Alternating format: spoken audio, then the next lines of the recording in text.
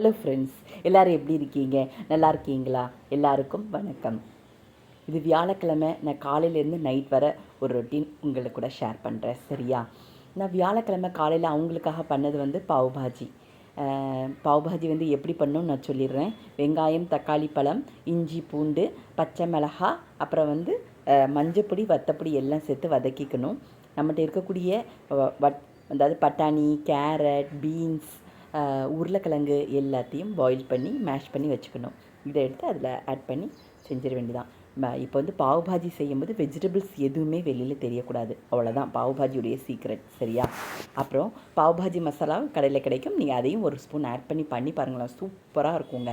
அதே மாதிரி பாவும் கடையில் கிடைக்கும், அதை பட்டர் தேய்ச்சி 2 சைடும் ஃப்ரை பண்ணி அவங்களுக்கு நான் பாவ்பாஜி மசாலா கொடுத்து சாப்பாடு நான் காலைல டிஃபன் கொடுத்தேங்க. அதுக்கப்புறம் ஆஃப்டர்நூன் வந்து நான் வெந்தயக்கீரை வாங்கிட்டு வந்தேன். வெந்தயக்கீரையை வந்து வெந்தயக்கீரையை வந்து நான் மாவோடு சேர்த்து அவங்களுக்கு சப்பாத்தி பண்ணி கொடுத்துட்டேன்.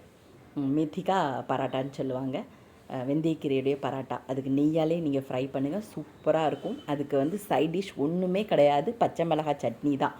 பச்சை மிளகா அச்சார் சொல்லுவாங்க, ஊறுகாய் தான். செம்ம சூப்பராக இருக்குங்க. அதுக்கு பராட்டாஸ்க்கு எல்லாமே நீங்கள் ஊறுகாய் வச்சு சாப்பிட்டா தான் எடுக்கும், இல்லைன்னா தேப்ஸா, அந்த தேச்சான்னு சொல்லி ஒன்று பண்ண இல்லையா, அதுதாங்க எடுக்கும். இல்லைன்னா பூண்டு சட்னி, இவ்வளோ தான். வேறு எதுவுமே பராட்டாஸ்க்கு வந்து எடுக்காது, சாப்பிட முடியாது நம்மளால், ஓகேவா? நெக்ஸ்ட்டு நைட்டு நான் அவங்கள வந்து நல்லபடியாக ஆஃபீஸுக்கு நான் அனுப்பி வச்சுட்டேன். நெக்ஸ்ட்டு வந்து நான் தேர்ஸ்டே அன்றைக்கி நைட் பண்ணது வந்து ஒரு ரசம் வந்து தக்காளி ரசம் பண்ணியிருந்தேன். ரொம்ப டீட்டெயில்ஸ் கண்டிப்பாக கொடுத்துருக்கேங்க. ஏன்னா ரசம் யாருக்கு தான் பிடிக்காது? இன்னும் நீங்கள் இதில் ஆட் பண்ணிக்கலாம் மெஹக் ஐட்டம்ஸ் எல்லாமே. சோம்பு நீங்கள் சேர்த்துருக்கலாம். உடம்பு சரியில்லைன்னா டக்குன்னு சாப்பிட்றது ரசம் தான், சூப்பராக இருக்குங்க, வாய்க்கு நல்லாயிருக்கும், நெஞ்செரிச்சல் இருக்காது. அதனால் வீக்லி ட்வைஸில் ஒன்ஸ் நான் ரசம் வச்சுருவேன். ரசம் இதுக்கு கூட்டு தாங்க இம்பார்ட்டண்ட். கத்திரிக்காய், உருளைக்கிழங்கு, வெங்காயம், தக்காளி பழம், மஞ்சப்பொடி, வத்தப்பொடி எல்லாமே போட்டு ஒரு கூட்டு வச்சாச்சு. ரசம்னா அந்த கூட்டு தாங்க. அதுக்கு ஆப்ட்டு முட்டை பொரிச்சிட்டேன். ஏன்னா எவ்வளோ தான் நான் கூட்டு வச்சாலும் ரசம்னா இந்த கூட்டு தான் வைக்கணுன்னேங்க. பொரியல்லாம் வச்சு சாப்பிடாதீங்க, நல்லா இருக்காது. இதுதான் சூப்பராக இருக்குங்க. நீங்கள் எவ்வளோ சாப்பிட்றீங்கன்னே உங்களுக்கு தெரியாது. பாளையங்கோட்டையில் சாந்தி நகரில் எங்கள் பெரியம்மா இருக்காங்க. எங்கள் ஒரு அக்கா ஒரு அண்ணன் இருக்கான் எனக்கு.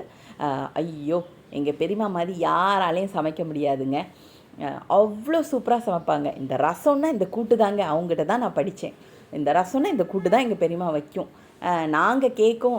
நான் வந்து இப்போ முட்டை பொரிச்சிருக்கேன், வெங்காயம், பச்சை மிளகா போட்டு. அது வந்து எங்கள் வீட்டில் சாப்பிடுவாங்க, அதனால் நான் அவங்களுக்கு செஞ்சு கொடுத்துட்டேன். முட்டை இல்லாமல் சாப்பிட மாட்டாங்கங்க. எப்படியும் 2 முட்டை பொரித்து கண்டிப்பாக கொடுக்கணும். ஒரு நாள் மிளகு போட்டு பண்ணி கொடுப்பேன், ஒரு நாள் இப்படி ஒவ்வொரு நாளைக்கு ஒவ்வொரு மசாலா ஆட் பண்ணி ஃப்ரை பண்ணி அவங்களுக்கு நான் கொடுப்பேன். ஆனால் எங்கள் பெரியம்மா வந்து ரசம், இந்த கூட்டு, 2 அப்பளம், இவ்வளோ தாங்க கொடுக்கும். நம்மளும் ஏதாவது ஒன்று எக்ஸ்ட்ரா ஏதாவது உருளைக்கிழங்கு பொரிச்சு தாங்க பெரியம்மானா, ஆஹா இது சாப்பிட்டு பாரு நீ அப்படிம்பாங்க எங்கள் பெரியம்மா. எங்கள் சாப்பிட்டு அவ்வளோ டேஸ்ட்டாக இருக்கும். அவங்க கையால் ஒரு புளிக்குழம்பு சாப்பிட்டாலும் அவ்வளோ டேஸ்ட்டாக இருக்குங்க. அவங்ககிட்ட தான் நான் நிறைய விஷயங்கள் வந்து பார்த்தேன், கற்றுக்கல. அவங்களுக்கும் தெரியாது, நான் ரொம்ப சின்ன பொண்ணாக இருக்கும்போது இப்படி பார்ப்பேன், அவங்க என்ன பண்ணுறாங்க எது பண்ணுறாங்க. ஐயோ, அவங்கள மாதிரி சமைக்க முடியாது, அவங்க மாதிரி நீட்னஸ் கிடையாது. குருடன் கூட அவங்க கிச்சனுக்கு போனால் எங்கே என்னது இருக்குதுன்னு எடுத்துருவாங்க, அவ்வளோ க்ளீன், அவ்வளோ நீட். எங்கள் பெரியம்மாவை பார்த்து நான் நிறைய விஷயங்கள் நான் கற்றுட்டு வந்தேன்.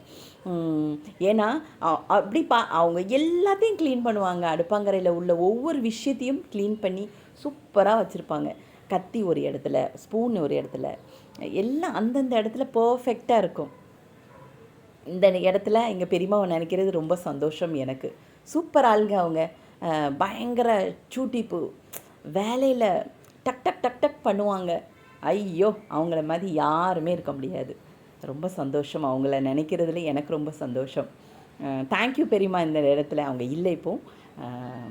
ஓகே, அக்கா பார்த்தா ரொம்ப சந்தோஷப்படுவா. அவள் பேர் ஃபாத்திமா. ஓகேங்க, நிறைய பேர் என் வீடியோஸ் பார்க்கிங்க, லைக் பண்ணுங்கள், ஷேர் பண்ணுங்கள், ப்ளீஸ் சப்ஸ்கிரைப் பண்ணுங்கள், ஹம்பிள் ரிக்வெஸ்ட். Thank you so மச்சுங்க.